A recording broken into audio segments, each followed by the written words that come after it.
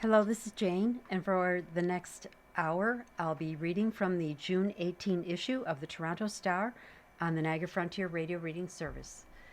And on the front page, the headline reads, "The Party Rolls On. Ghana, Panama fans bring passion for the games." And there's a picture of the fans celebrating and cheering on their teams.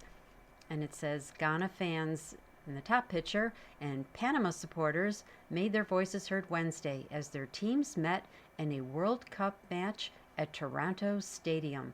Ghana won 1-0 on a late goal. And the headline, the article is continued inside the paper, and the headline inside the paper reads, "Passionate fans unfazed by wet weather. Drumming and dancing keep party going as Ghana tops Panama in dramatic fashion." And this is by Ben Spur. Toronto's second match of the 2026 World Cup played out under steady rain on Wednesday evening in front of thousands of soggy but spirited fans who watched two of the tournament underdogs fight to a dramatic finish. At the end of a mostly scrappy game, Ghana beat Panama 1-0 with a 95th minute goal from midfielder Caleb Yerenki that set off deafening celebrations from the traveling Black Stars fans. "Scoring in the last minute like that feels like we won the World Cup," said Ghana supporter Sefo Kwaku, who took in the match from the Fan Festival watch party. Through more than an hour and a half of scoreless soccer, the wet and cooler weather did little to extinguish enthusiasm among the spectators.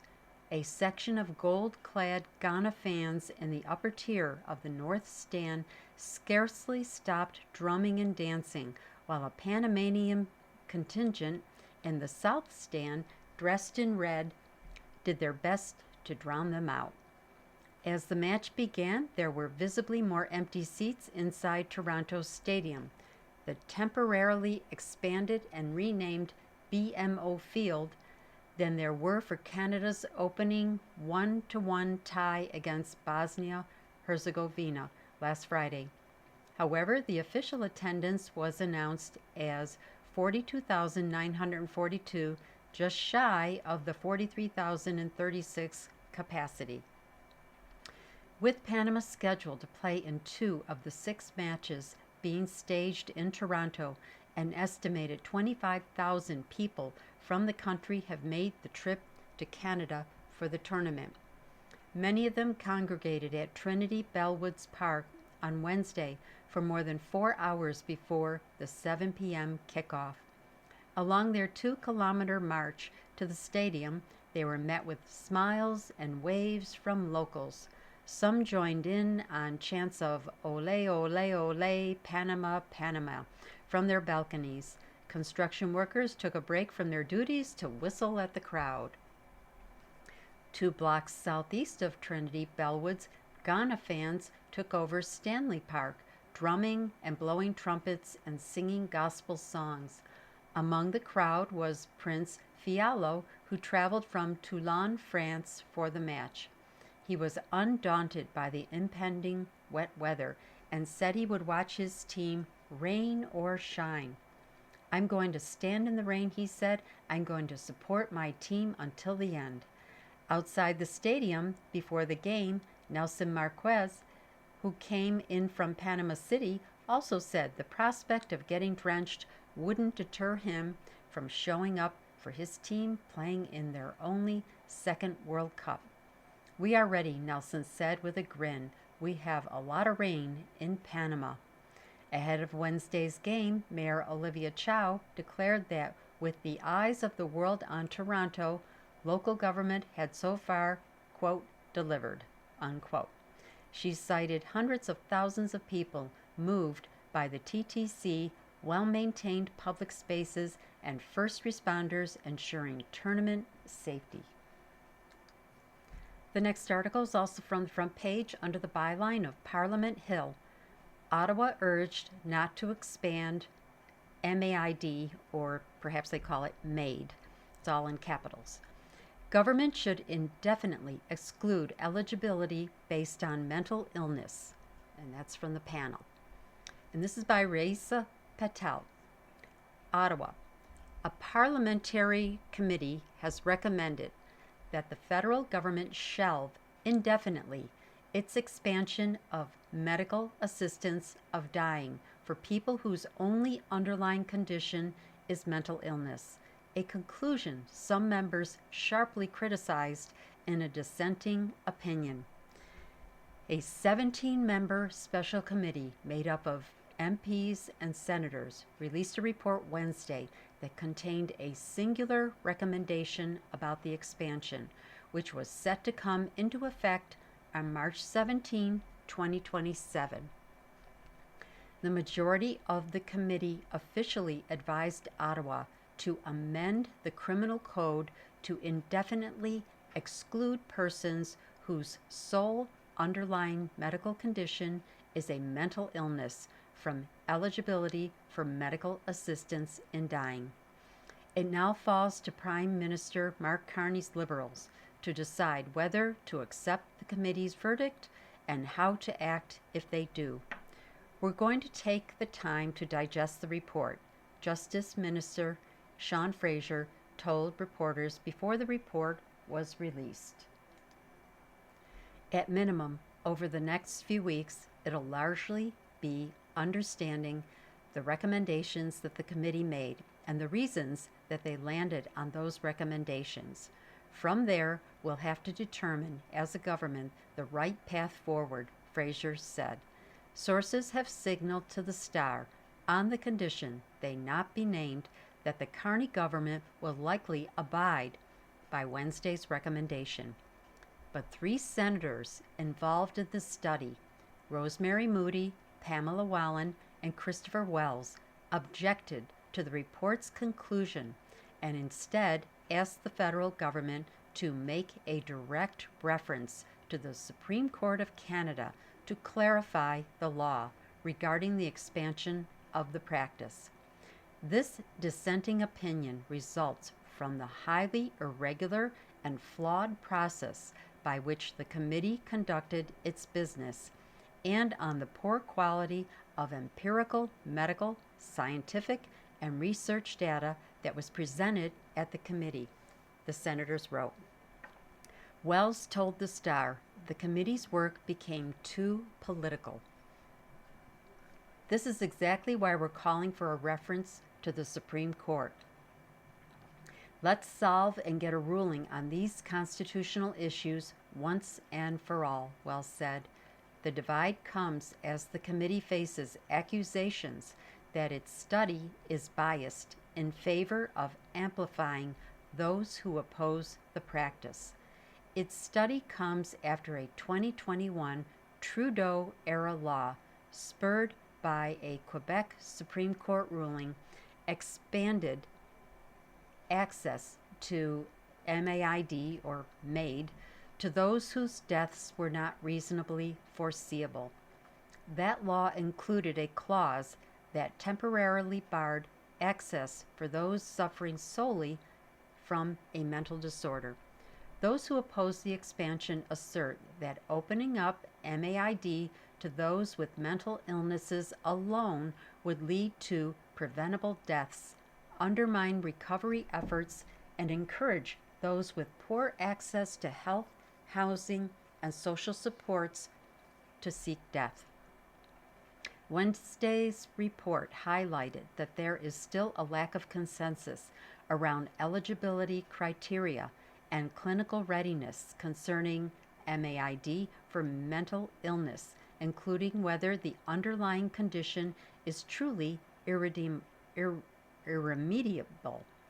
Some witnesses also cast doubt on how prepared Canada's mental health system would be to onboard such a major change.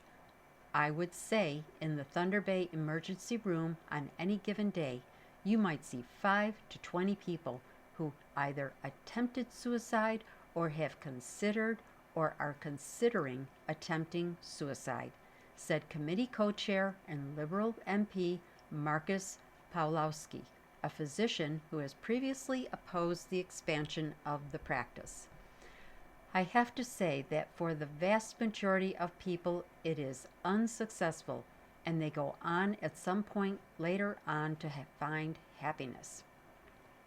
The number of people who do not get better is very small, he said, but those in favor of MAID for mental illness argue that the practice would only apply to those experiencing chronic and intolerable suffering.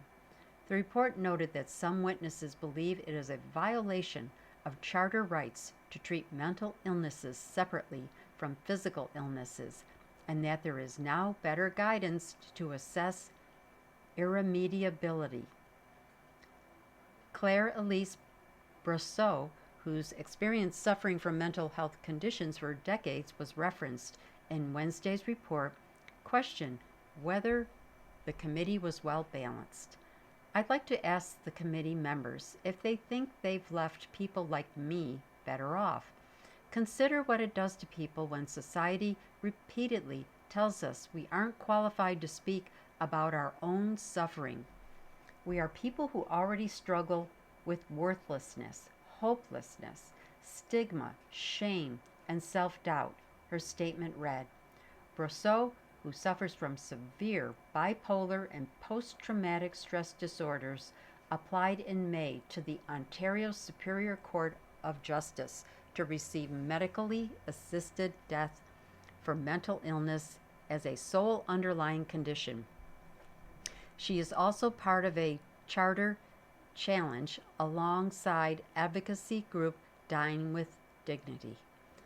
That group said Wednesday it was disappointed by the committee's recommendation, while the final report was welcomed by other groups like Inclusion Canada, which opposes the expansion.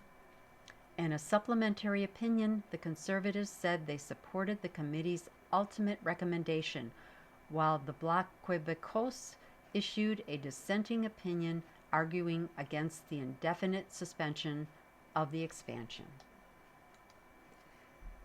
The next article is under the byline of immigration. Family challenges Canada's refugee policy. Hondurans denied entry at border, deported by U.S.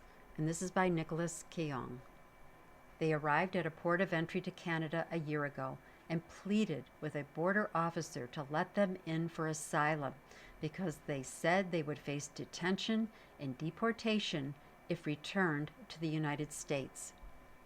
Coming to Canada, according to the family from Honduras, was the only option after their refugee claim in the U.S. was abruptly canceled by the new Trump administration in 2025, and they would face removal to a country where they claimed they had been attacked and threatened by gang members.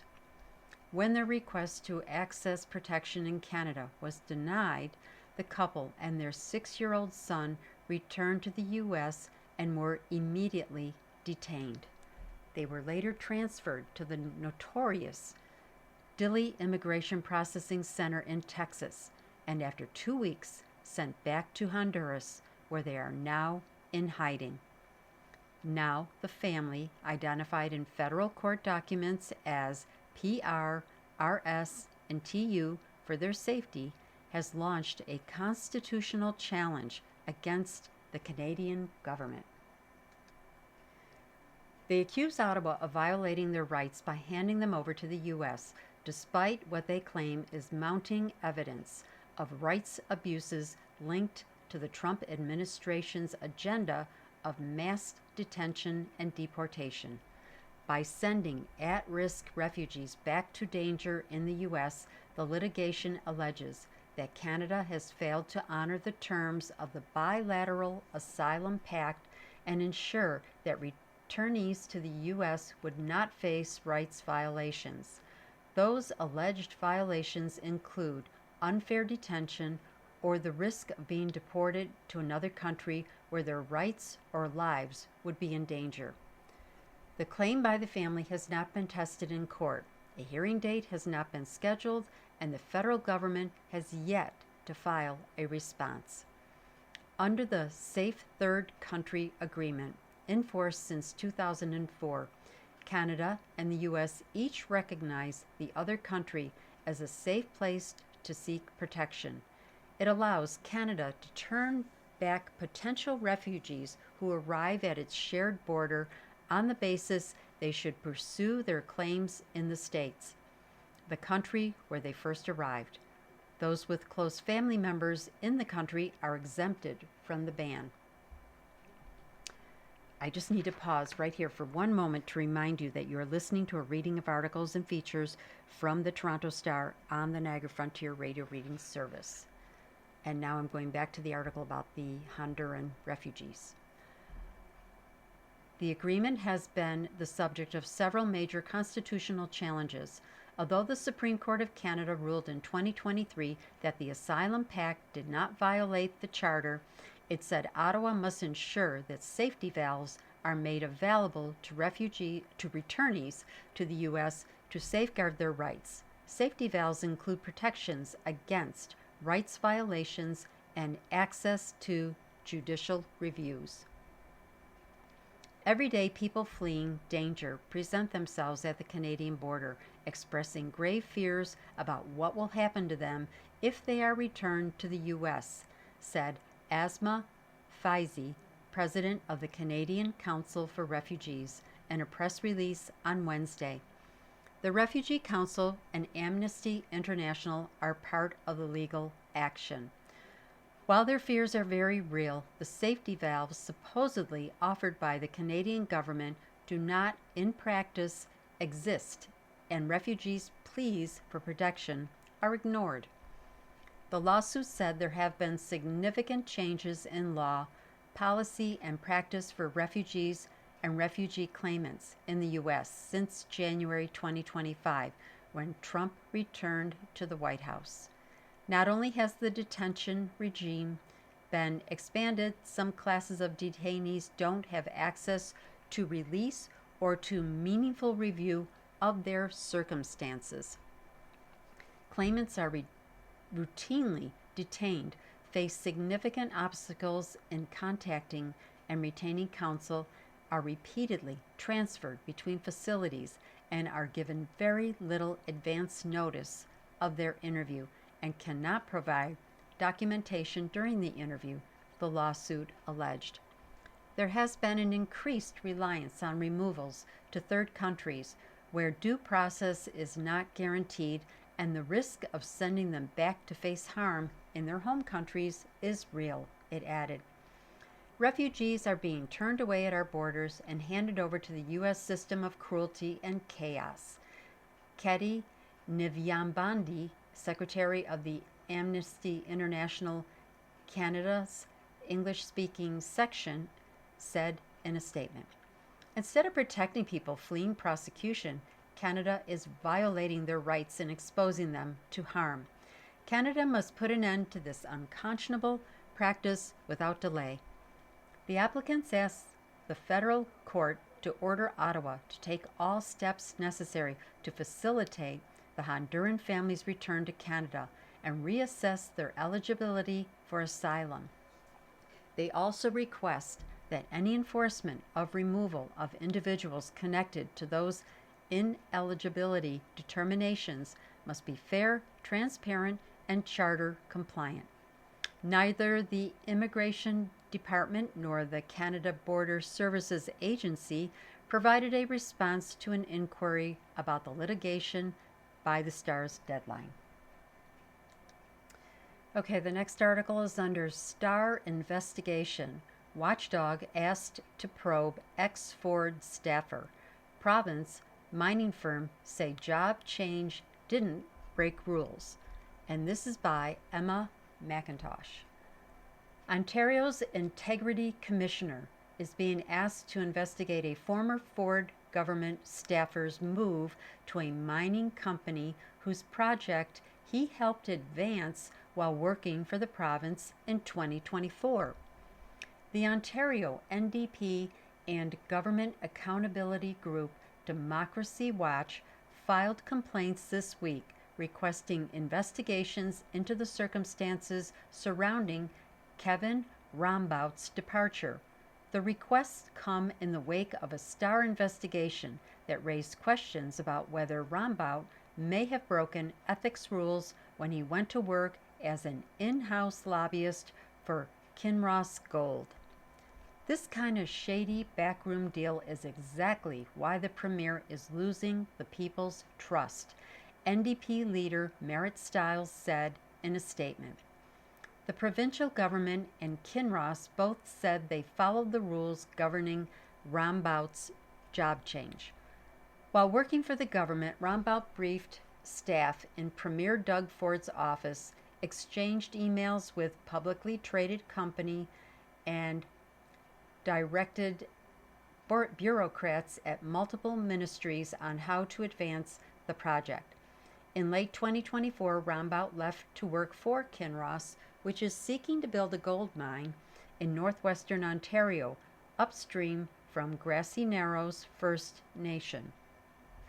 There is a reasonable likelihood that Mr. Rombout is working for Kinross Gold alongside colleagues who lobbied him personally within the last 12 months on behalf of the same clients, and who now have the unfair advantage of Mr. Rombout's knowledge of confidential government matters that could benefit the private interests of Kinross Gold. Stiles wrote Tuesday in a complaint to the Integrity Commissioner, which was provided to the Star. Hannah Jensen, a spokesperson for Premier Doug Ford, did not comment on the letters to the Integrity Commissioner, but said the provincial government has had no engagement with Mr. Rombout on any mining projects related to Kinross. More than 4,000 pages of internal government correspondence obtained by the Star via Freedom of Information legislation showed that while Kinross has enjoyed close and constant access to the Ford government, Grassy Narrows has been sidelined, even as research shows wastewater from the proposed mine site could exacerbate the effects of industrial mercury already polluting the river that feeds the community. Kinross has said it adheres to the highest environmental standards and that the project can be operated responsibly. The First Nations leaders have said they are concerned about how the senior public servant was allowed to so quickly take his insider knowledge to Bay Street. Ontario's ethics rules mandate ex-government staff wait a year before accepting a job with an entity that had substantial dealings with as a public servant, if they had access to confidential information that could give that entity an unfair advantage. The law also bars former staff from changing sides on a negotiation between the government and an outside entity. Kinross and the Ontario government have said Rombout cleared the job change with the province's previous integrity commissioner. Kinross said the commissioner found Rombout did not appear to know confidential information that would give the mining company an edge. Neither provided a full copy of that clearance, and the Integrity Commissioner's office said it could not confirm whether it gave advice. In a letter sent Monday to current Ontario Integrity Commissioner Catherine Motherwell, Democracy Watch co-founder Duff Conacher said that explanation doesn't make sense and an investigation and public ruling by you is clearly needed. Kinross spokesperson Samantha Sheffield did not answer questions about the complaints to the Integrity Commissioner. The Star's reporting demonstrates a clear lack of objectivity and mischaracterizes The facts related to both our project and Mr. Rombout's role in government, his engagement with the Integrity Commissioner, and his activities since joining Kinross, Sheffield said.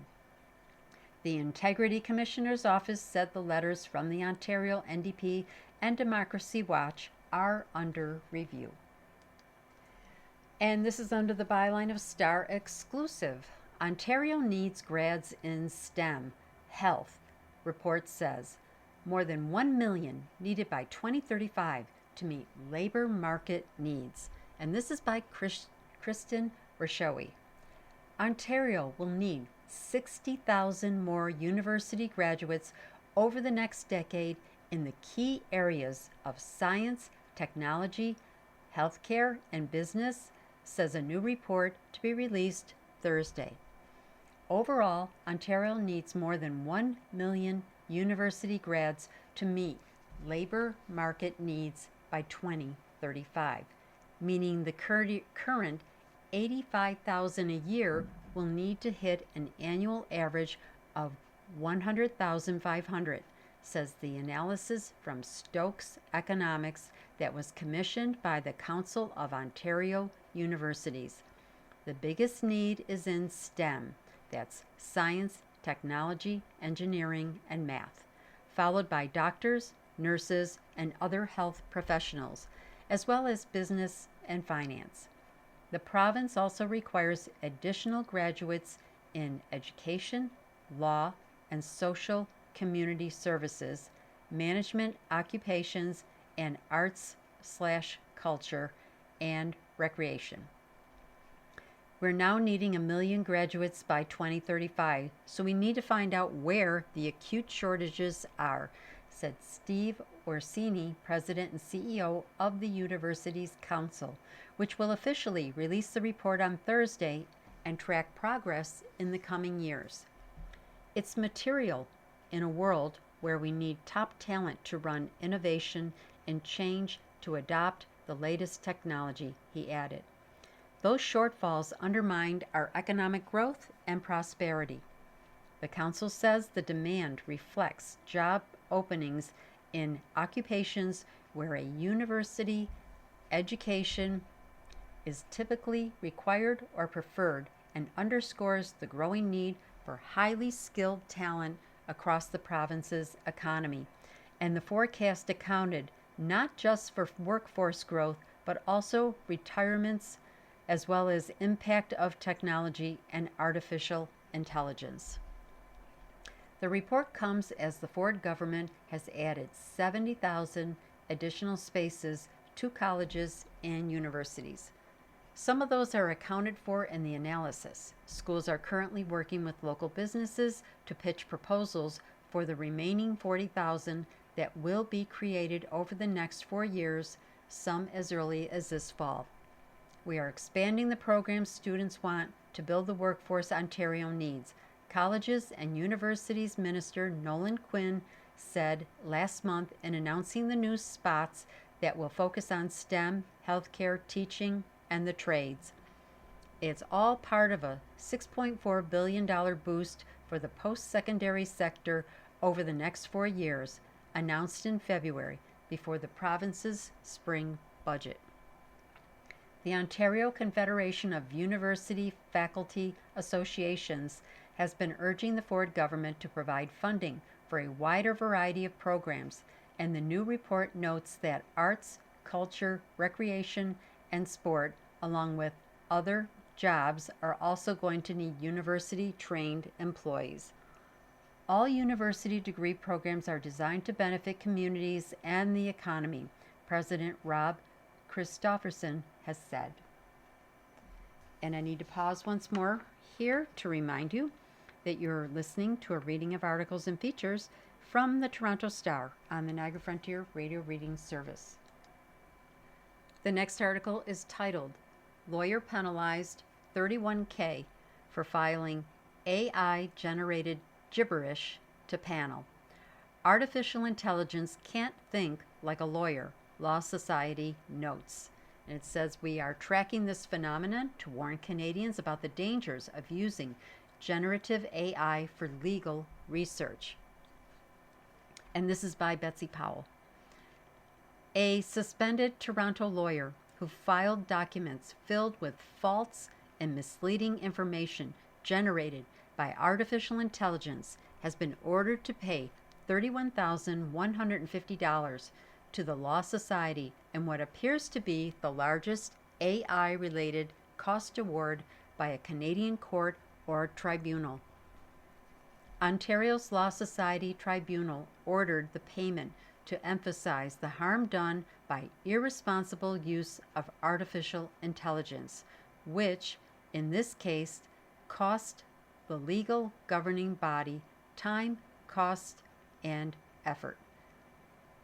Sharyar Mazahari's documents contain numerous references to cases that do not exist, or, in cases that did exist, misrepresented what they actually said.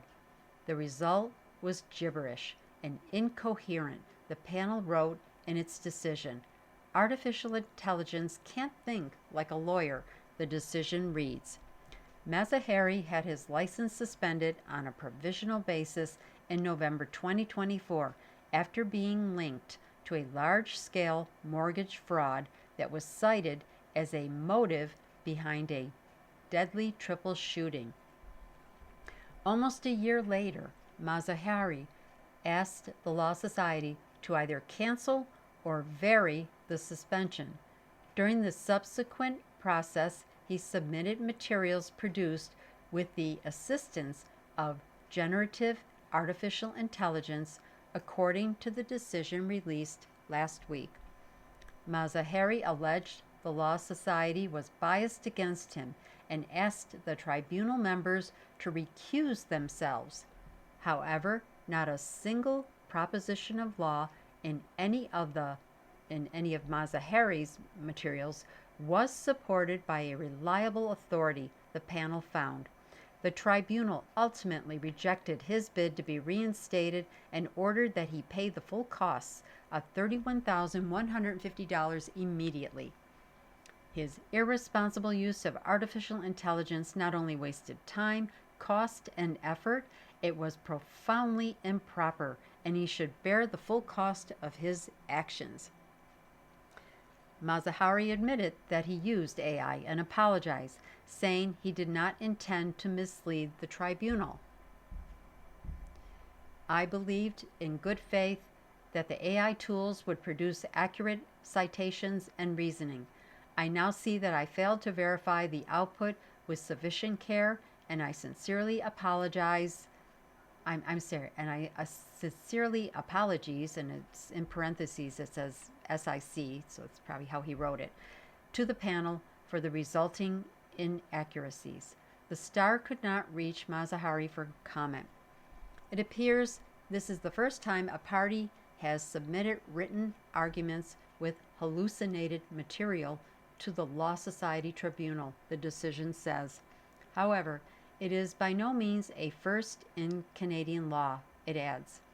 According to CanLII, a free online database providing access to case law, a Canadian court or tribunal has identified 132 instances since 2024 where a party has submitted a fictitious or hallucinated citation. Those include 24 involving Law Society licensees, which raises significant issues, the panel wrote. The majority of the AI cases are linked to self-represented individuals. It may be the largest cost award issued by a Canadian court or tribunal to date in response to filing AI hallucinated cases as part of legal submissions, according to Toronto-based lawyer and researcher Tom McIntosh Zhang, co-founder of CourtReady.ca, a publicly accessible database tracking AI hallucinating case law in Canadian courts. We are tracking this phenomenon to warn Canadians about the dangers of using generative AI for legal research. The vast majority turn to these tools in good faith, often because they cannot afford a lawyer. with no way of knowing, the tools can invent cases or laws that do not exist, McIntosh Zhang wrote in an email to the Star. The tribunal emphasized that the cost award is by no means a determination on whether Mazahari engaged in professional misconduct as alleged. Another panel will make that determination. The next article, Trump would cancel CUSMA immediately. President says U.S. would be better off without trade deal. This is by Tonda McCharles. U.S. President Donald Trump said Wednesday that he would prefer if the Canada-United States-Mexico agreement on trade expired immediately, although he left open the possibility that he could sign a new deal, but would still rather leave it unsigned. I'd rather have it terminated, Trump told reporters on the tarmac at Paris-Orly Airport, where he arrived after leaving the G7 summit before a dinner hosted by French President Emmanuel Macron. Trump's comments came after he and Prime Minister Mark Carney spoke several times over the past 2 days at the leaders' meeting in Evian, and after their top trade negotiators met in person to further hash out points of trade friction between the two countries. The Star reported Wednesday on the list of contentious trade irritants that are at the heart of U.S. concerns as the July 1 deadline looms for Canada, the U.S., and Mexico to declare their intentions about renewing the continental trade deal known as CUSMA or CUSMA in Canada and USMCA in the United States. If the three signatories don't declare an intention to renew the deal for another 16 years, a period of annual reviews would kick in, during which the pact would remain in force for another decade, unless any party gives the required 6 months' notice to withdraw. Trump said that's clearly his preferred option at this time. To me, I think it's better without it, he said. I mean, to be honest with you, I'm not a big fan of it. Asked about a hot mic moment in which Carney told Trump about Canada's limits on Chinese electric vehicle imports and assured the president that it is a hard cap, Trump said he did not convey approval of Canada's approach. I don't know that I said I like it, but I could understand that, Trump said. Would I rather see a cap than no cap? I would. On Canada. That's a contradiction of how Carney framed their conversation. Earlier in the day, he told Canadian reporters that he spoke to the president, about the limits on Chinese EVs to brief him. I'm not surprised that the President of the United States doesn't follow every detail of every agreement that Canada has, and he likes the structure, Carney said. Actually, we had a follow-up conversation about it as well. Trump's latest comments on the prospects of signing a new trade agreement go beyond his remarks last week when he said he was not looking to renew the continental trade deal. On Wednesday, he also disputed the notion that the deal would nonetheless remain in force for another decade, saying, I view it as possibly expiring immediately. His dismissal of the deal came after U.S. Trade Representative Jamieson Greer met on the sidelines of the G7 summit with Canada-U.S. Trade Minister Dominic LeBlanc in an attempt to advance bilateral trade talks. On the Canadian side, LeBlanc told reporters that we took stock of the progress over the last 2 weeks in their Tuesday meeting. We talked about a number of other issues that the United States raises with us, but also talked about issues that are important to Canadian workers and the Canadian economy. So it's by no means a one-way conversation, he said. LeBlanc also said he is still convinced the agreement benefits the economies of all three countries. Trump is unconvinced. Asked by reporters to clarify what he meant by terminating the agreement and if he meant allowing it to roll over into an annual process, Trump said, "I would rather not have the agreement, but I may sign it. But we do better as a country if we don't have an agreement. Yeah, I'm thinking about maybe we won't be able to make a deal. I would rather not have the USMCA." In his first term as president, Trump negotiated the current trade deal, which replaced the North American Free Trade Agreement.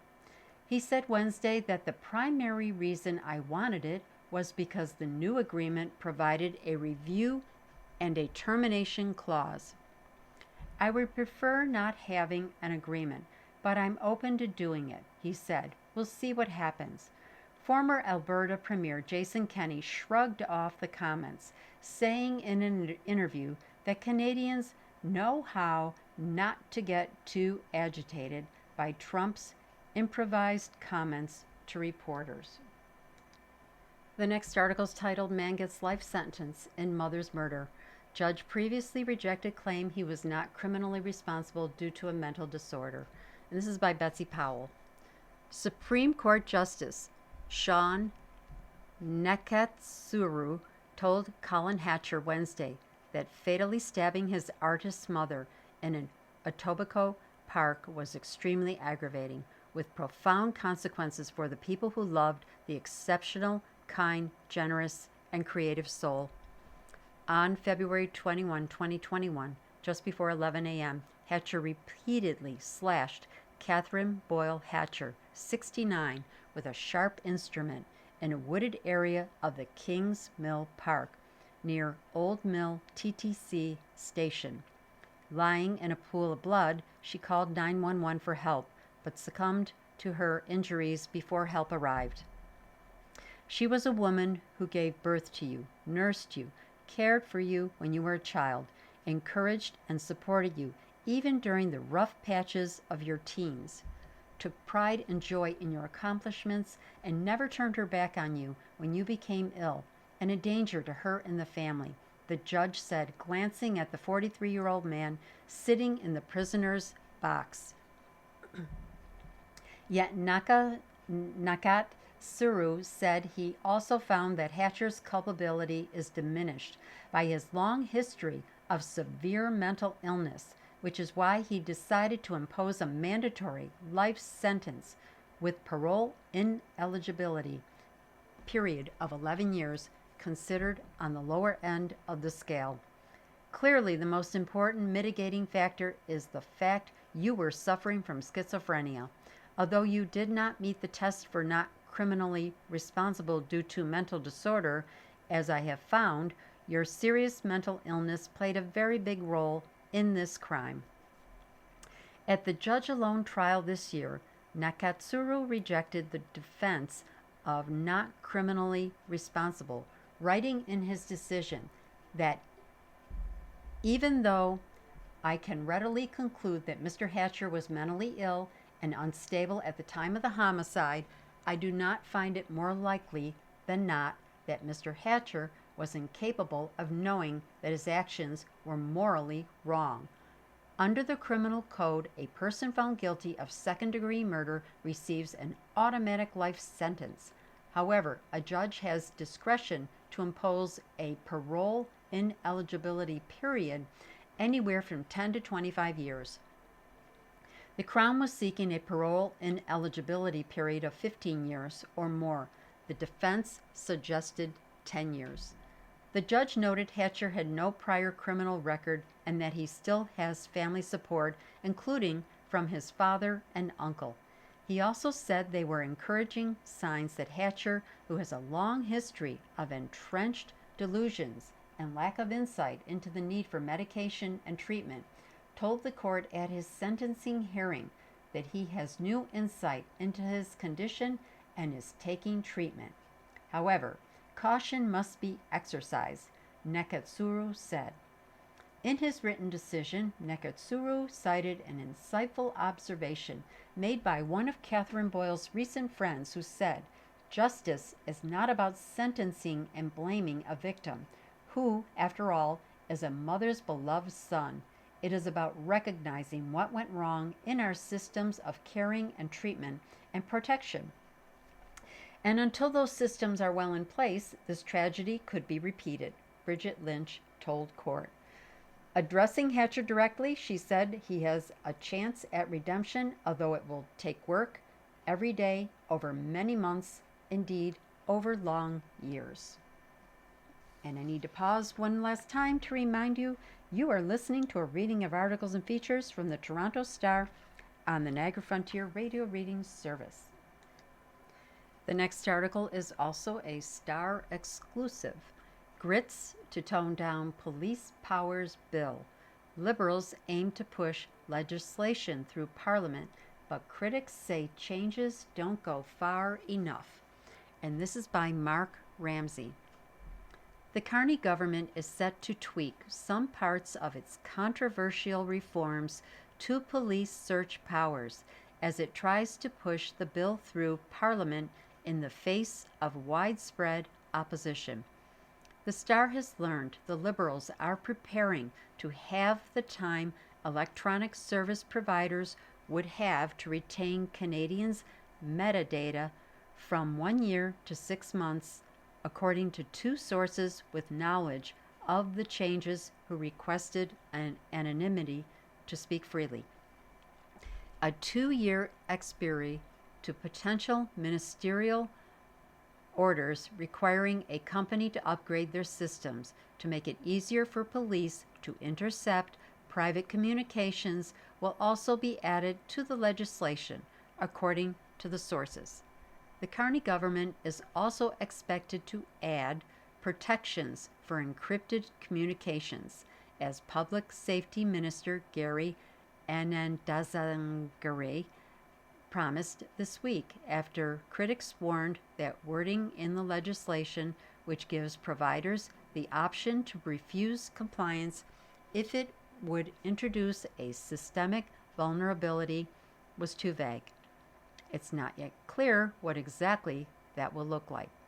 Those concessions and other proposals from opposition parties are expected to be presented at a committee meeting Thursday, a final marathon hearing in the House of Commons after the Liberals moved to shut down debate and accelerate the legislation while accusing the Conservatives of obstructing Parliament.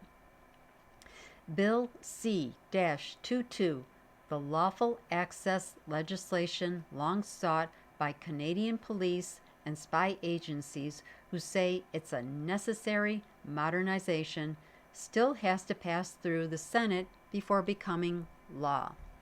To Tamir Israel, the Director of Privacy, Surveillance, and Technology at the Canadian Civil Liberties Association, the proposed changes amount to helpful harm reduction, but are not enough to address major issues in the contentious legislation.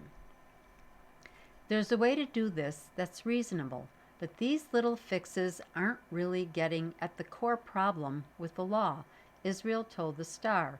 There are still some gaps there.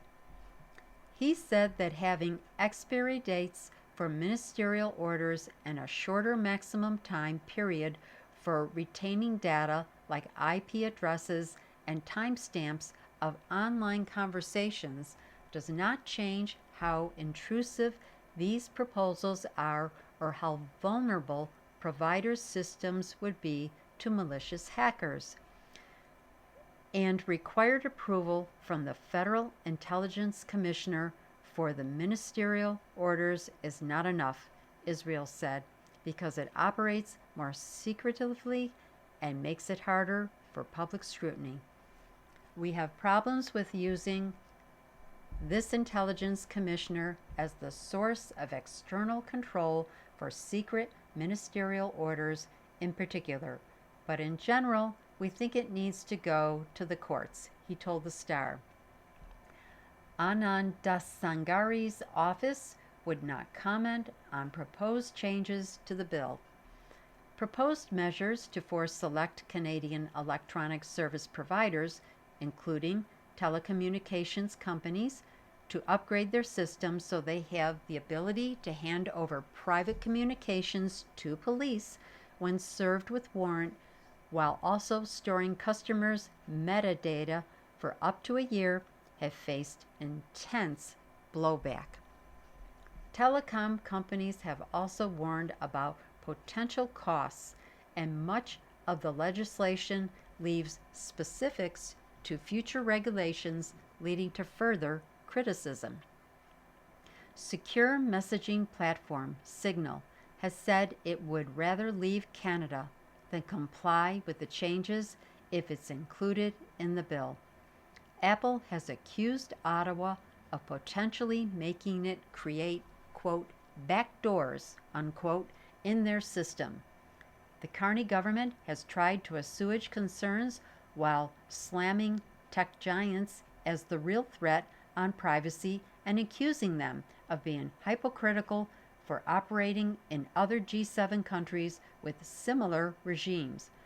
Lawful access policies have also been controversial in countries like the UK.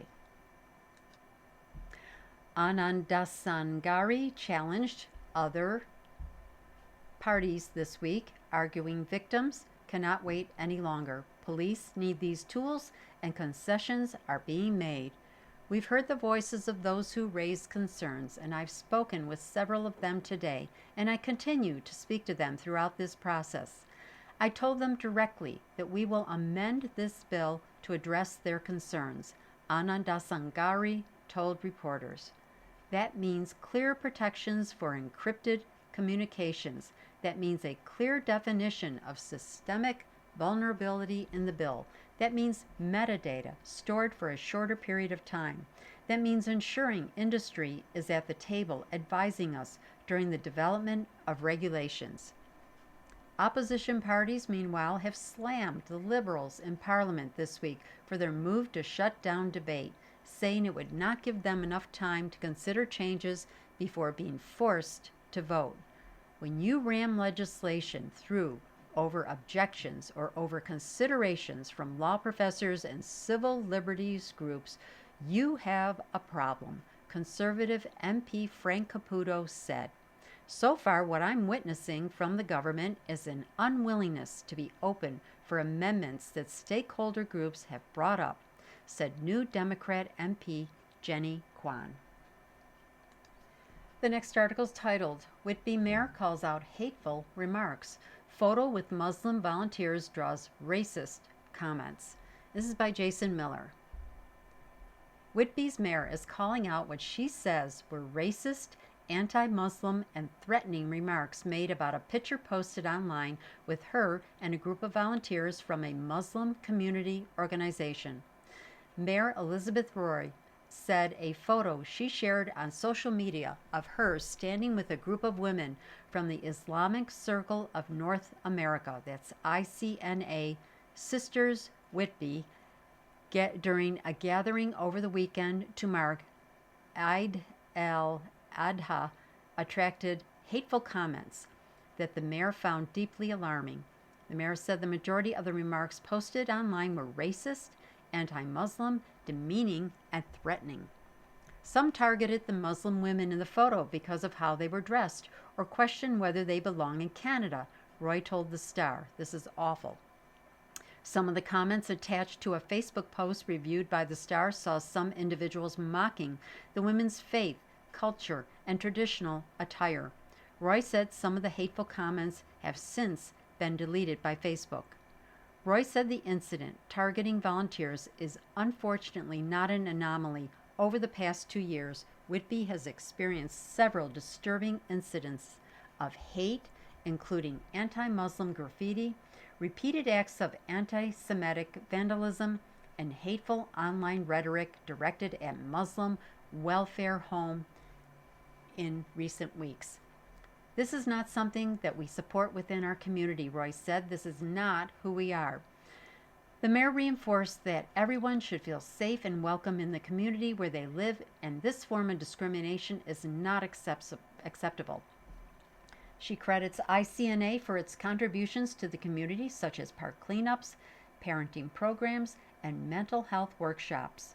Ariba Ahmed, an outreach manager with ICNA Whitby, said the racist, Islamophobic, and hateful comments directed at her community are deeply distressing and disappointing.